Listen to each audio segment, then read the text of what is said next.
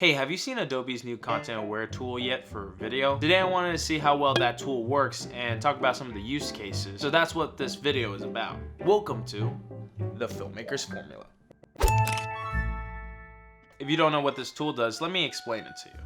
The ContentAware fill tool used to be this tool exclusive to Photoshop, where I can select something from a background or foreground and Adobe would automatically replace it with something it felt was suitable. Usually it just samples from the pixels around it and kind of erases the object. Now, through the magic of artificial intelligence and most likely a lot of coffee, they've brought that tool to video. So to see how well this tool works, I decided to start with something simple. Maybe you're dealing with some unwanted acne or a rash on your face. Or maybe somebody decided to draw something on your face while you were asleep.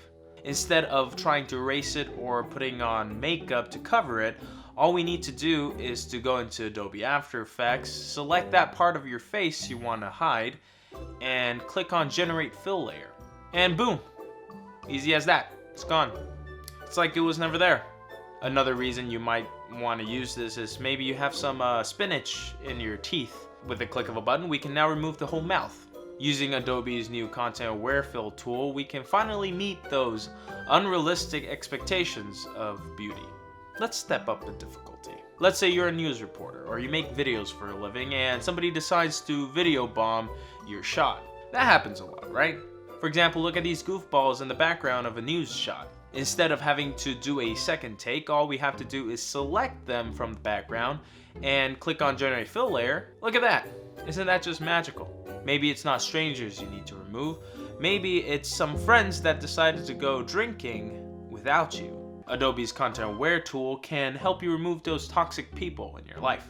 Even for a more complicated shot like this one, where there's some people you'd like to remove.